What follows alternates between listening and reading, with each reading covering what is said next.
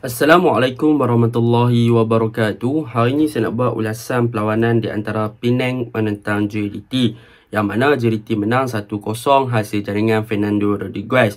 Pada perlawanan ini boleh dikatakan memang JDT menguasai perlawanan dengan beberapa percubaan yang menarik dan ada percubaan yang boleh dikatakan on target.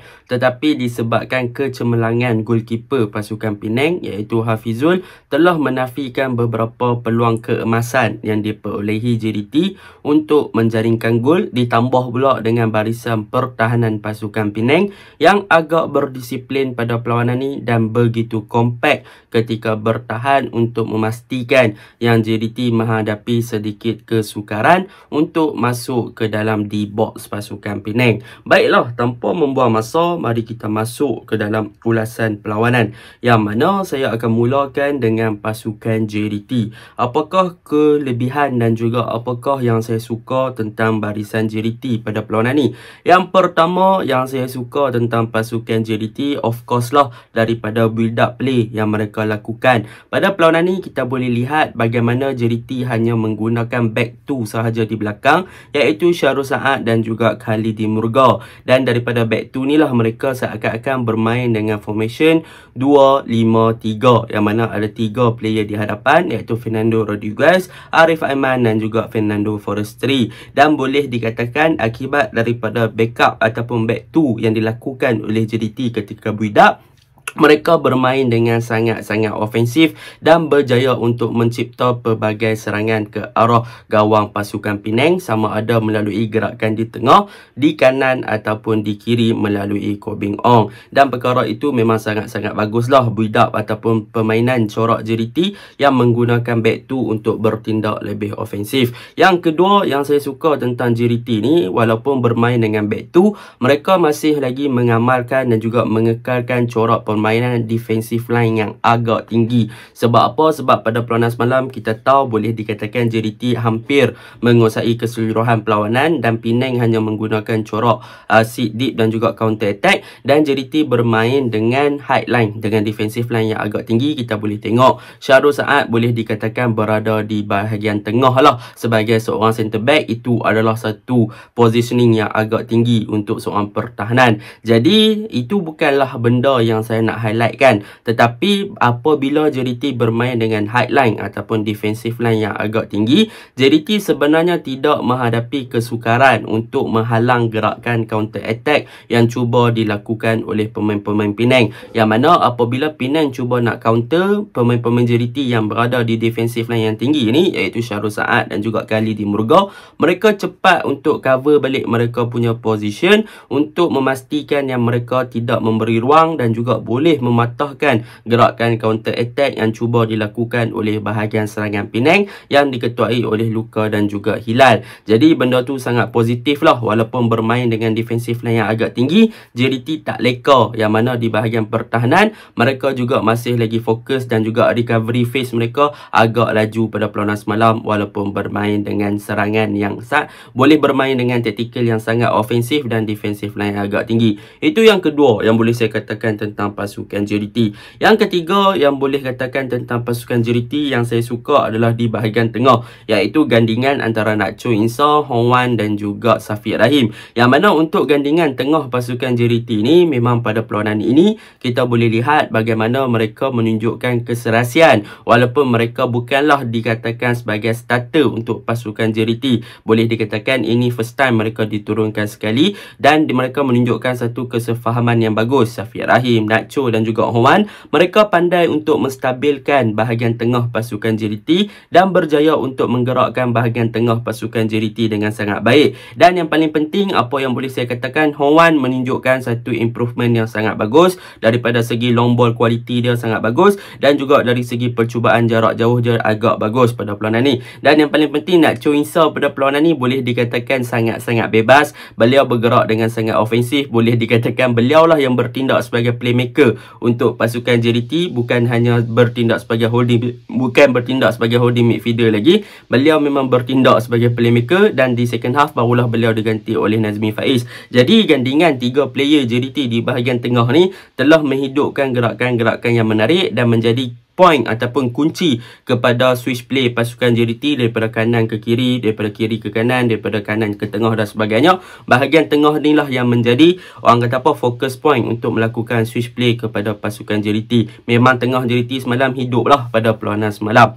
Dan yang terakhir, apa yang boleh saya cakapkan tentang JDT daripada segi corak serangan, mereka semalam agak mengubah taktikal, yang mana kita tahu kalau JDT bermain mereka lebih kepada ball position. Tetapi pada perlawanan semalam, akibat daripada perubahan beberapa player dalam skuad utama mereka dengan kemasukan Fernando Rodriguez, nampaknya JDT telah mengubah sedikit corak permainan, yang mana semalam mereka bermain dengan menyerang menggunakan wide area ataupun menggunakan sayap lah, yang mana di kiri kita boleh tengok Koh Beng Ong sentiasa ofensif ke hadapan, di kanan Arif Aiman. Walaupun Arif Aiman dijaga ketat dan juga dimarking dengan baik oleh Adik Raub, tetapi ada beberapa situasi yang mana Arif Aiman menunjukkan pengalaman dan juga kematangan beliau dalam untuk menewaskan Adik Raub daripada segi man marking. Dan satu hantaran yang bagus daripada Arif Aiman berjaya mencari Fernando Rodriguez untuk menjaringkan gol kemenangan buat JDT. Jadi corak permainan JDT semalam lebih kepada serang menggunakan wide area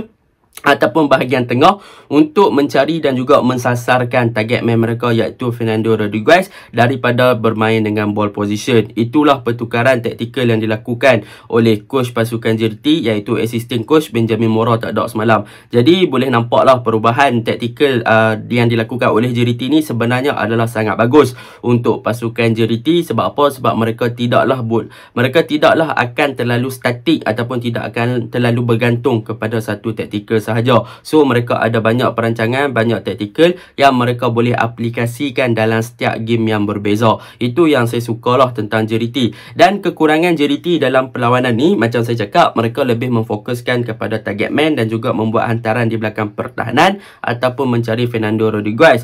Jadi benda tu memang kita nampak obvious lah, yang mana Fernando Rodriguez lah yang akan menjadi titik kepada pencarian pasukan JDT. Tetapi Fernando Rodriguez tidak mampu untuk menjalankan tugas tersebut dengan baik, yang mana boleh dikatakan Fernando Rodriguez daripada segi positioning dan juga timing dia agak lambat untuk follow up dengan hantaran-hantaran ataupun tindakan yang dilakukan oleh pasukan ataupun teammate dia sendiri, yang mana sepatutnya Fernando Rodriguez boleh dikatakan hantaran-hantaran yang dilakukan oleh bahagian tengah dan juga sayap sepatutnya dah boleh untuk menjaringkan lebih daripada 2 gol sekiranya beliau berada di positioning yang tepat dan juga timing yang tepat. Jadi beliau mungkin boleh improve, maklumlah bukan selalu beliau main dalam skuad JDT utama kan. So benda tu boleh improve dari semasa ke semasa. Itu yang pertama. Yang kedua, daripada segi penyudah JDT semalam lah, banyak penyudah-penyudah yang boleh dikatakan agak terlalu tidak sempurna, yang mana mereka banyak mensasarkan ke arah gawang Penang dan benda tu berjaya diselamatkan oleh goalkeeper Penang, iaitu Hafizul, dengan sangat bagus lah.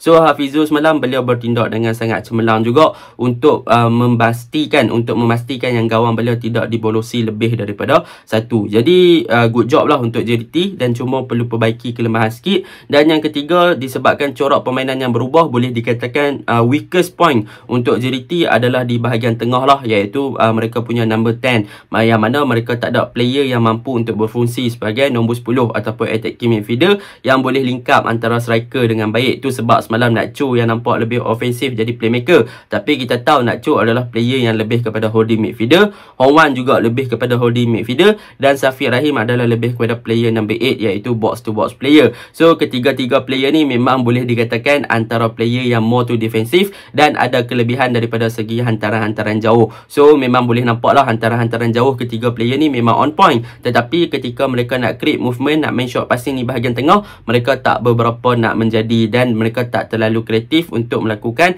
through passing dan sebagainya, dan mereka tak boleh nak mencipta gerakan seperti mana ketika adanya Leandro Velasquez dalam padang. Jadi itu yang kelemahan untuk JDT lah. Secara overallnya mereka menang 1-0 tu pun adalah satu benda yang bagus lah, satu benda yang bagus dengan taktikal yang boleh dikatakan hampir totally berubah, mensasarkan target man daripada ball position. Itu untuk pasukan JDT. Untuk pasukan Penang, apa yang boleh saya puji untuk pasukan Penang pada perlawanan ni? Untuk pasukan Penang yang boleh saya puji, yang pertama adalah tentang defense department mereka, iaitu bahagian back 4 yang di Ketua Elih, Christian Rontini. Lepas tu di bahagian kiri Adik Raub. Mereka bermain dengan agak kompak, mereka bermain dengan berdisiplin dan mereka berjaya untuk memastikan yang barisan serangan JDT tidaklah terlalu bebas dan tidaklah terlalu berada dalam ruang yang kosong untuk menerima hantaran-hantaran lintang daripada pemain-pemain sayap JDT. Jadi benda tu baguslah. Tetapi yang paling saya nak puji adalah peranan Adik Raub, yang mana pada perlawanan semalam secara overallnya Adik Raub berjaya untuk menjaga Arif Aiman dengan sangat baik. Walaupun ada beberapa ketika Arif Aiman berjaya beat dia 2-3 kali, tetapi secara overall, secara keseluruhan perlawanan memang Adik Raub berjaya menunjukkan satu potensi yang bagus sebagai left back untuk menjaga Arif Aiman, yang kita tahu kualiti dia adalah memang kualiti yang memang superb kan. Dan Adik Raub pun player yang muda, so dia banyak belajar dan dia mampu untuk menjalankan tugas tersebut untuk menjaga pergerakan Arif Aiman daripada bebas sangat dia punya pergerakan. So yang tu yang pertama saya boleh puji tentang pasukan Penang. Yang kedua yang boleh saya puji tentang Hafizul Hakim lah, yang mana Hafizul semalam menunjukkan satu aksi yang sangat mantap, konsisten, berjaya untuk menafikan beberapa percubaan daripada JDT dan dia berjaya menyelamatkan gawang beliau daripada diborosi lebih daripada 1 gol. So memang daripada segi reflection, diving dan sebagainya, Hafizul Hakim memang semalam on form lah untuk pasukan Penang. Yang ketiga yang boleh saya suka tentang pasukan Penang adalah daripada segi mereka punya counter attack, yang mana boleh saya katakan daripada counter attack pasukan Penang tidak ada masalah untuk sit deep dan juga bermain dengan counter attack. Cumanya yang menjadi perbualan ataupun boleh dikatakan kelemahan pasukan Penang pada perlawanan semalam adalah apabila striker mereka Lucas dapat bola, yang mana apabila Lucas dapat bola, beliau banyak sangat berkeseorangan, beliau tiada support yang banyak daripada bahagian tengah ataupun bahagian sayap, menyebabkan counter attack tersebut tersangkut dan tidak berjaya diteruskan oleh Lucas sebab dia berkeseorangan. Jadi pemain JDT waktu tu ada Syahrul Saad, ada Khalidi Murga dan sebagainya, mereka dah boleh tutup space, dah boleh challenge untuk Lucas bagi merampas balik bola. Jadi boleh dikatakan taktik counter attack pasukan JDT semalam taktik counter attack pasukan Penang semalam adalah agak bagus, tetapi mereka masih lagi ada benda yang perlu diperbaiki disebabkan kekurangan player di hadapan, dan juga mereka tak boleh nak mengharapkan Lucas saja berada di hadapan. Sebab apa? Lucas daripada segi ball control dia boleh kawal dengan baik, dia ada satu kawalan bola yang bagus, tetapi akibat tak ada support, dia tak boleh buka, dia tak boleh nak bawa pergi depan. So macam mana dia nak buat kerja? So Penang memang banyak benda kena baiki lagi, bahagian tengah pun kena lebih efektif lagi. Semalam untuk defense department memang mereka hidup, tapi bahagian tengah boleh dikatakan dikuasai oleh JDT. So banyak benda yang Penang kena baiki, tengah, striker dan juga bahagian winger. So itu saja ulasan saya. Assalamualaikum.